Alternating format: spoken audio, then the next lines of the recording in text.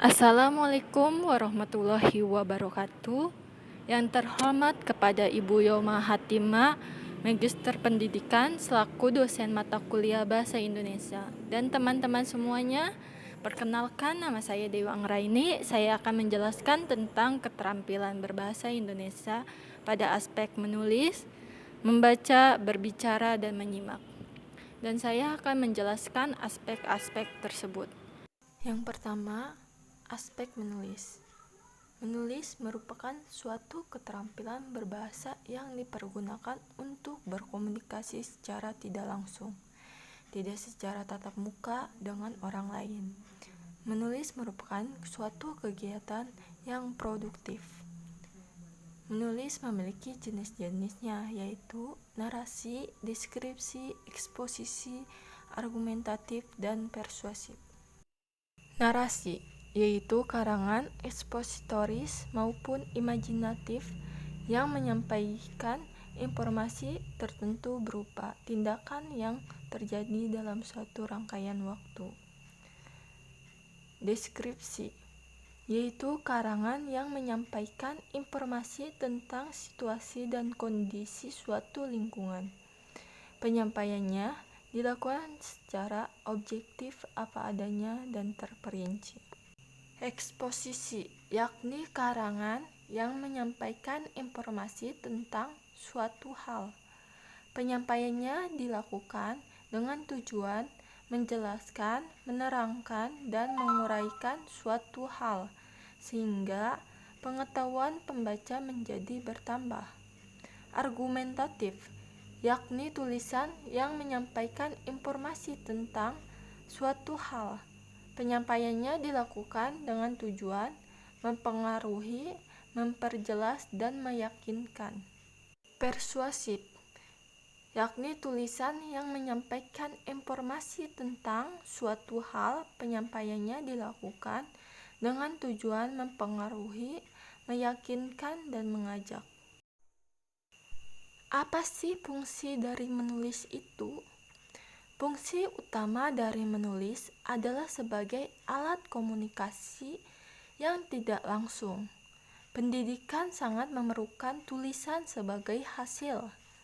Menulis dapat berperan untuk mempermudah para pelajar berpikir kritis, merasakan dan menikmati hubungan-hubungan bahasa, memperdalam daya tangkap, memecahkan persoalan yang dihadapi, dan memperjelas pikiran-pikiran. Menulis yang baik akan menguasai prinsip-prinsip menulis dan berpikir logis guna mencapai tujuan dari tulisan. Dan yang kedua, aspek membaca. Siapa sih yang tidak tahu membaca? Pastinya paham, sekalipun tidak tahu pengertian lebih detailnya. Paling tidak mengerti apa sih arti dari membaca itu. Membaca memiliki peran yang sangat vital dalam menyumbang generasi-generasi emas, membawa kemajuan. Tentu kita sepakat bahwa membaca akan meningkatkan kecerdasan dan pengetahuan. Siapa yang menyangka jika memahami bacaan itu ternyata memiliki definisi yang lebih spesifik, yang mungkin tidak sesuai dengan pendapat kamu. Ya, namanya definisi. Tentu saja jika konteksnya diajukan ke satu orang dengan yang lain akan berbeda-beda. Tapi pada kesempatan kali ini sedikit berbeda-beda karena sekedar mengupas pengertian membaca secara umum. Membaca merupakan sebuah aktivitas berupa melaparkan atau mengeja sebuah tulisan. Hal ini sesuai dengan yang tertuang dalam KBBI yang menyatakan bahwa membaca adalah mengeja atau melafalkan apa yang tertulis. Ada banyak sekali manfaat membaca yang akan kamu rasakan. Barangkali kamu merasakan salah satunya. Yang pertama, mengurangi kecemasan dan kegundahan. Yang kedua, membuat otak berkembang. Yang ketiga, meningkatkan pengetahuan. Yang keempat, menjadi pribadi yang lebih berpikir. Yang kelima, sebagai penghibur. Yang keenam, meningkatkan daya ingat. Apa itu keterampilan berbicara?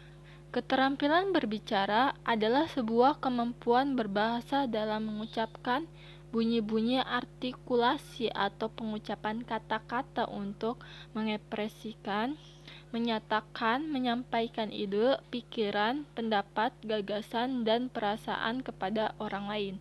Sebagai mitra pembicara didasari oleh kepercayaan diri, jujur, benar, dan tanggung jawab dengan menghilangkan masalah psikologis seperti malu, rendah diri, ketegangan, berat lidah, dan lain sebagainya.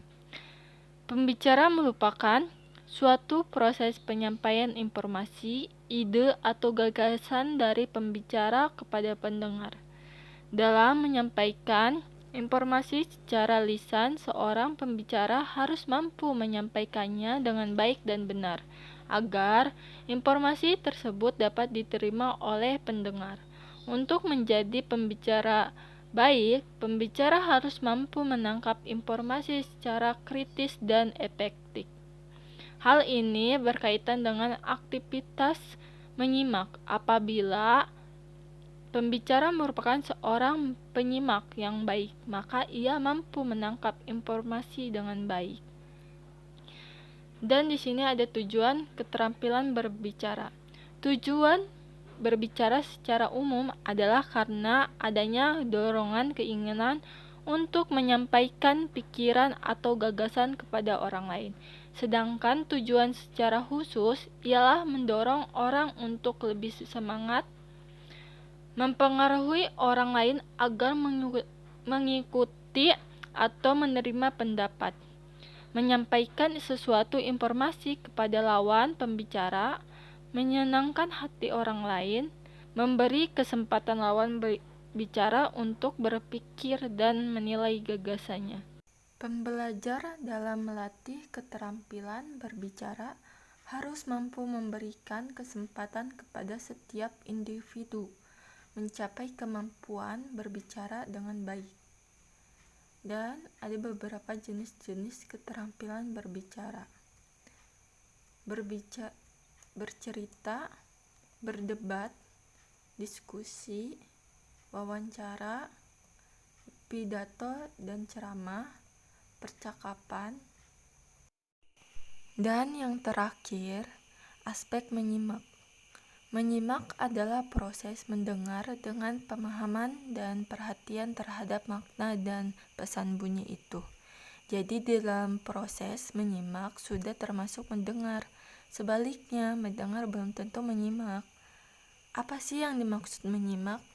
Menyimak adalah suatu proses kegiatan mendengar lisan dengan penuh perhatian, pemahaman, apresiasi, serta interpretasi untuk memperoleh informasi, menangkap isi atau pesan, serta memahami makna komunikasi yang telah disampaikan sang pembicara melalui ujaran bahasa lisan.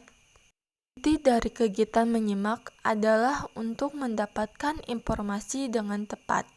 Selanjutnya, mampu untuk menyampaikan informasi yang didapat kepada orang lain dengan cara lisan maupun tertulis. Apa tujuan dan manfaat dari menyimak? Bahwa tujuan menyimak adalah mendapatkan fakta, menganalisis fakta, mengevaluasi fakta, mendapatkan inspirasi, mendapatkan hiburan, memperbaiki kemampuan berbicara. Selain itu, seorang dalam menyimak memiliki tujuan untuk belajar, memperoleh keindahan audial, untuk mengapresiasikan simakan, mengomunikasikan ide-ide, membedakan bunyi, memecahkan masalah, dan untuk meyakinkan. Manfaat menyimak. Manusia adalah makhluk individu dan makhluk sosial. Dalam hubungannya dengan manusia sebagai makhluk sosial, terkandung suatu maksud bahwa manusia bagaimanapun juga tidak dapat terlepas dari individu yang lainnya. Secara kodrat, manusia akan selalu hidup bersama. Dalam kehidupan semacam inilah terjadi interaksi dan komunikasi baik dengan alam lingkungan, dengan sesamanya, maupun dengan Tuhannya. Dalam komunikasi lisan secara timbal balik antara pembicara dengan pendengar, terdapat proses menyimak pembicaraan satu sama lain. Manfaat menyimak adalah memperluas wawasan, meningkatkan penghayatan hidup, serta membina sifat terbuka dan objektif. Terima kasih atas perhatiannya. Kurang lebihnya mohon maaf. Wassalamualaikum warahmatullahi wabarakatuh.